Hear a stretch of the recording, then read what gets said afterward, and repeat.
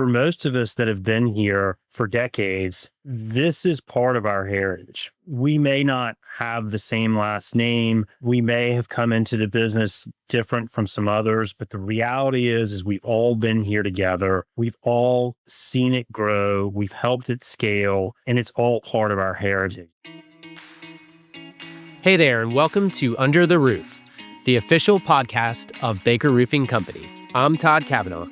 And I'm Matt Elban, and we're here to connect the dots between field and office, leadership and crew, values and action.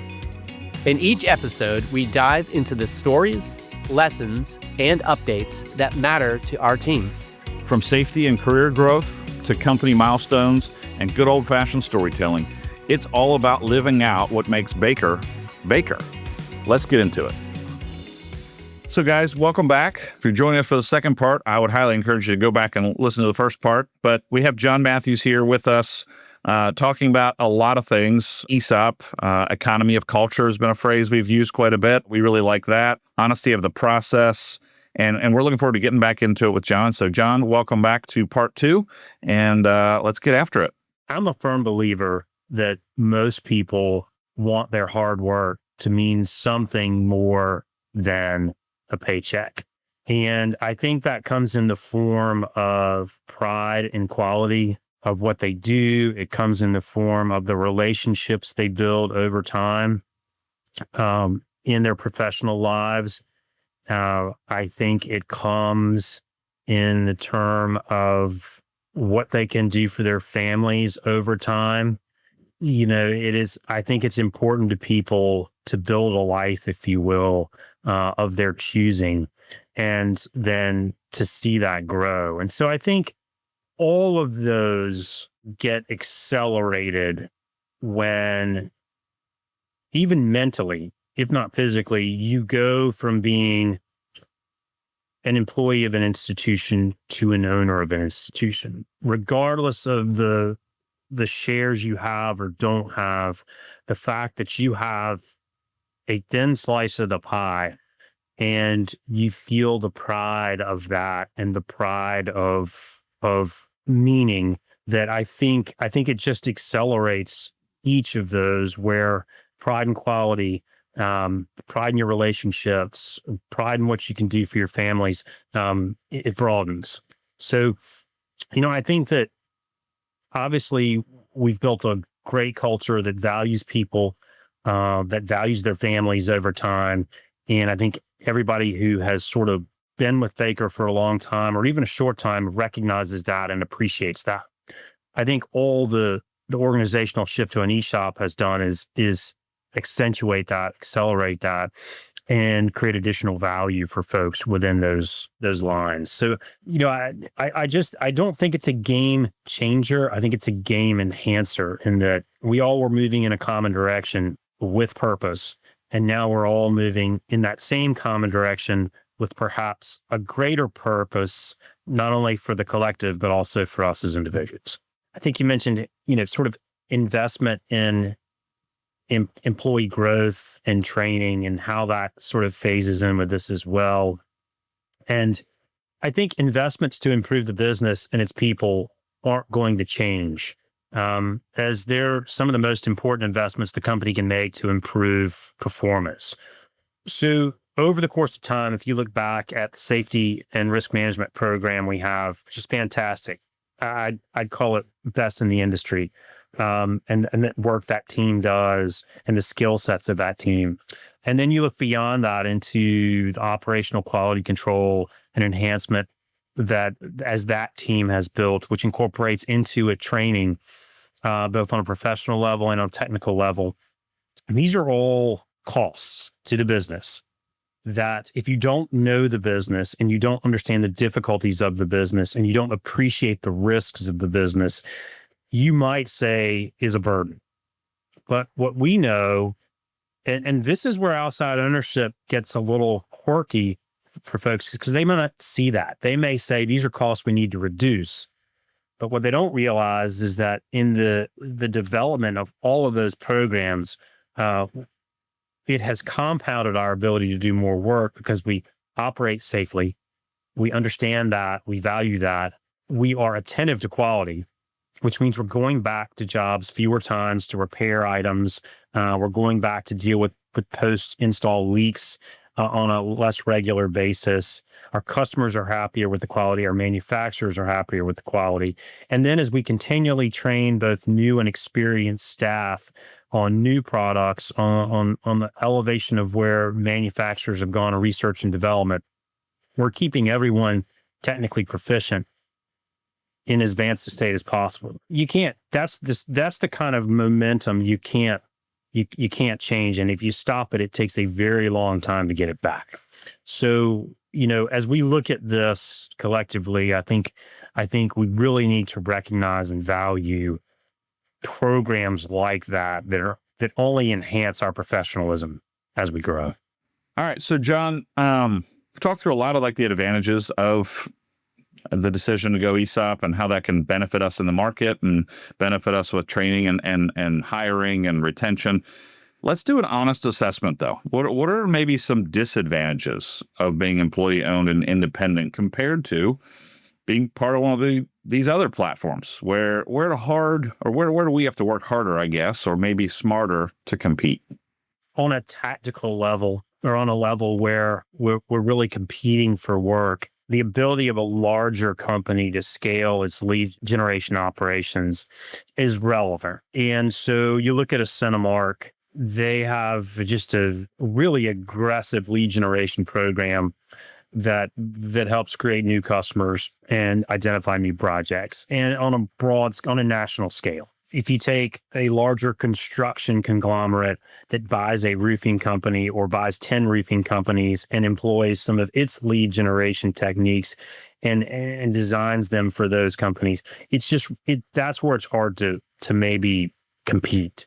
And that has really nothing to do with our organizational structure. It has more to do simply with size and national presence. Yet we can compete on our super regional basis. We just know that if we go into new markets, it's going to be a little more challenging. And talk to any of our GMs in a new market, any of our sales reps in a new market, any of our department heads in a new market, they know that it's much more difficult to gain trust of customers in a new market than it is in a place like Raleigh or Charlotte or Nashville where we're known. So I think that's relevant. I think a second piece of this falls back again to culture.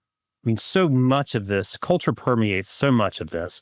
And so it's not a disadvantage, but I think there's an easy out when you're not performing and you're part of a larger umbrella.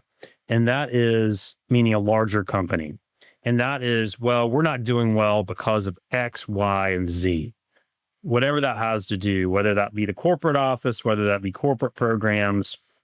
And as a roofing contractor, we kind of fit into that mold sometimes where we're a larger company and, we don't always suggest the right practices, but we're always earnest about trying to improve and trying to find ways to be more efficient.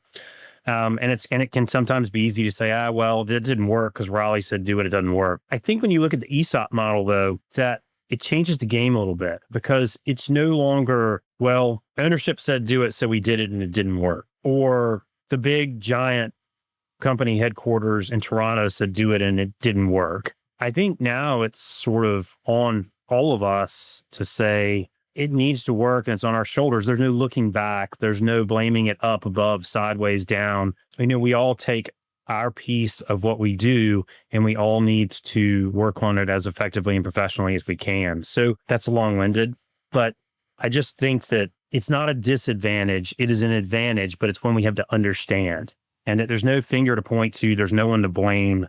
Our progress, our growth, our success falls on each of our shoulders every day. I'm going to pull out that word again that Matt, you did, and John, you said earlier, but economies of culture. And I think the word economy implies some level of numerical value. And we often think about culture as in this intrinsic value to ourselves internally, like having a good company culture has a good, strong, intrinsic value to its employees and feeling content and fulfilled in their workplace. But I think also understanding now, especially as employee owners, that the economy of our culture provides measurable, value in how we approach our strategy in the marketplace. And I think embracing that aspect of it as employee owners, saying, hey, this is really important for us to feel really good about what we're doing on the inside, but also know that on the outside is looking in, and when they see that, they value it. So I really like that word, economy of culture. And I think I'm going to, as a communicator by trade, try to embrace that more internally. Well, yeah, the other aspect of economy of culture is that, and again, they're words you wouldn't necessarily put together, but if we have 27 branches, we can't have 27 cultures. For everybody would be moving in a different direction, or they'd be running into each other, or it would be, we would simply be divergent. And when we think of an economy of culture, we think of sort of one collective culture. And, that's very powerful. And that resonates, especially as you grow into different markets, because there are very few organizations that can retain a culture as they grow and also continue to value it. I think we value it more internally, but what we don't realize is that when our customers see that, they value it as well. And not all do, but when they recognize that they get the same honest answer in Nashville that they're going to get in Orlando, that they're going to get in Raleigh, that they're going to get in Richmond or Harrisonburg, that has a value that we almost can't measure. And it goes back to, what does the customer want? They want simplicity and they want honesty. And so I think when you think of one culture, an economy of culture, you really, there's a lot of power within that, as opposed to saying, well, we just want to buy 27 companies. We don't really care what their culture is. We just need to get market share and have their profits roll off into our P&L. Two different ways to look at growth. I've said for a long time that, like, one of my favorite things at Baker is when you call into a branch and you hear, it sounds completely different, right? You got a regional accent on the other end of that phone. But what's being said and how you're treated, it's the same. It's the same across the footprint. And that's our goal, right? That is the economy of scale we're talking about. Regional accent, sure. Hey, how you doing? But it sounds different, but it's the same all the way through how you're treated, which that's our mission. That's the vision, right? On our previous episode, we talked to a gentleman, Reed Ribble, who owned his own roofing company, was president of the NRCA, and ultimately became a congressman in the U.S. Congress. And he had to make kind of an expedited exit from the ownership of his company. But he had said to us, if I was given a little bit more time, I would have very seriously considered ESOP for my company rather than what I did. And so, Matt had said, like, hey, let's get honest for a second. So let's get another honest question. I think some people will probably wonder, hey, this sounds great. If employee ownership is such a great competitive model, then why isn't everybody doing it? What's kind of an honest answer to that? Yeah. And again, we get in terms with all this, probably requires some explanation. I think the one explanation for why isn't everybody doing ESOP is it suggests at some level a loss of control from what we consider a small or concise level of ownership to a much broader level of ownership.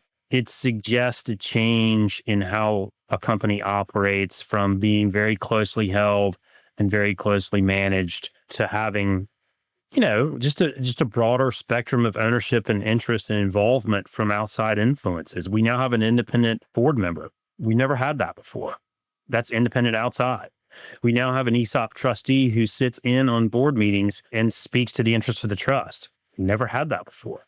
So for a lot of owners who are looking to maybe stay in a business, but also not give up control, which is a tough thing to do, ESOP is a different game. You're accountable to that trust. You're accountable to that group, and you are being held to a higher standard of professional management than perhaps you held yourself to before. The other piece of it is it's complicated. You now have an ESOP trustee. You have a trust that holds shares. You have to figure out how all those shares are allocated mathematically. You have a trust administrator that does all that and does a census. You have to issue, which we'll be doing, I think in the next few months, issue state. It's a complex process that you can't just hand off to somebody and say, here, do it. You have to get involved with it. You have to try to understand it. And then you have to try to administer it to the best of your ability. So it's not the easiest route, is my explanation. You lose some control and management. It's very complex to administer. And then a third piece, which is the least important piece, is that take anything you've got, whether it's a motorcycle, a car, a boat, a bike. If you sell it to a friend, you are probably not going to sell it for as much as you would to somebody you advertise it to that sees it in online and comes and buys it. You just not. You don't know that person. You're going to get the highest price you can for the value of whatever it is, and you're going to move on. And if they're comfortable with that, they're going to pay market rate for it. So when you look at a transition of ownership, when you sell ownership to a known group, you're probably not going to sell it for the highest market rate you could, because you want it to be fair, you want it to be valued appropriately, and you know that at the day after the closing, in some respects, all are accountable to each other on that. And so when you look at an ESOP structure, an owner of a manufacturing company could go out and sell it to private equity, one of those investment firms we mentioned before, or a larger company in the manufacturing business that has a lot of cash and is willing to pay for it, and probably get a higher sale value or price than they would if they said, you know what, we want to have this internally valued and we would like to figure out a way to sell it to our employees. So I think those are the three reasons when you talk honestly about why wouldn't you do an ESOP. Loss of control, complicated process or structure, and then is there a value discount in doing so? When we look at our situation, we were comfortable with all three of those. So we were comfortable with expanding control. We were comfortable with having outside influences. We were comfortable with having greater employee influences, and we welcome that. It's going to be complicated. We're going to all figure it out together. And we're comfortable with that because we've done that type of thing before. And we know that with good resources and good outside professionals helping us, we can do this. So we have confidence that we can make this work regardless of how complicated it is. And then the third, when you go through a transition for 100-year-old business, 100-plus-year-old business that has a lot of legacy, what you're most concerned about is the continuance of the business. What format gives us the most successful path for this business being around another 100 years and operating in as similar a fashion as it has for the last 100, but at a much larger scale? Tradition, influence, respect of individuals, all of those things factor in. Market value, while it's a factor, is not the driving factor and wasn't for us. It was, how does this business continue to operate as it has for another 100 years, but at a much higher level and one that everyone benefits from? So when you look at all those three as roadblocks to an ESOP, and a lot of companies would look at those as roadblocks to an ESOP, we actually looked at those as opportunities to the future of the business and the business operating on a larger scale with greater influence in the future. So, John, a minute ago, you mentioned the idea of, you could sell that bike or that car or whatever it is at the market rate, which would maybe be higher than if you're selling it to a friend or someone you know. And the advantage to that is if you sell it to someone you know, it's probably going to look the same as what you sold it, and the legacy will be preserved, right? You sell that car or that boat or whatever to somebody else that you don't know, the likelihood that it's going to look anything like what it does when you sold it in the near future afterwards, I would imagine it's probably lower. I mean, I've sold stuff online before, and I didn't care what it looked like once I sold it. I was just happy to get the money for it, right?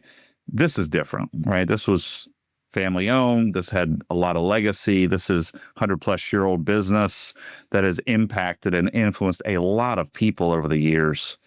And so now, as owners, for the employee owner who's listening maybe and thinking, okay, I get this is strategically smart. It makes sense. What you've all said today makes a lot of sense. But what does it mean for me? What do you want them to take away from this conversation?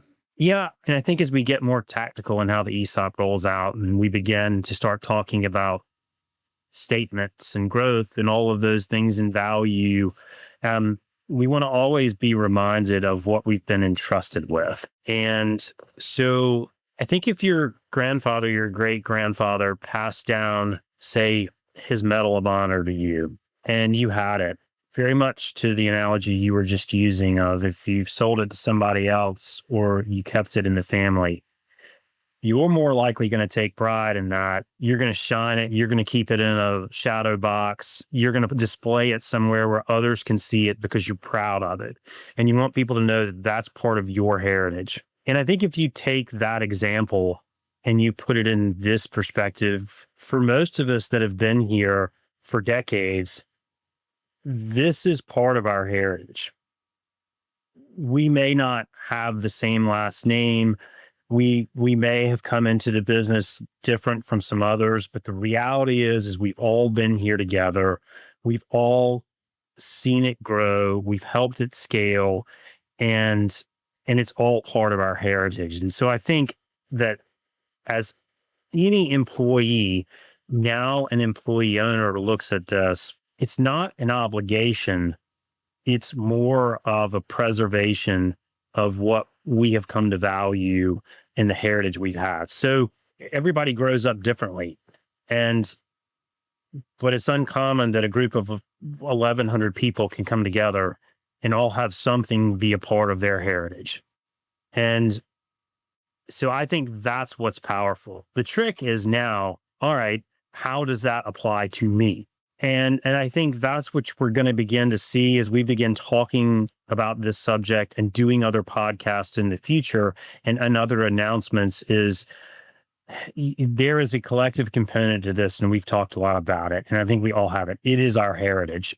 We have to preserve it. We have to polish it. We have to put it in places where people will see it because we're proud of it. And now we have to perform so that each of us benefit individually. And what that'll basically mean is at some point in the very near future, we're probably all going to get a statement, and we're going to get a statement that says, hey, your value in the share of the company is close to zero. And I think we all have to realize that is because we are at the starting point of sort of this next generation of heritage growth.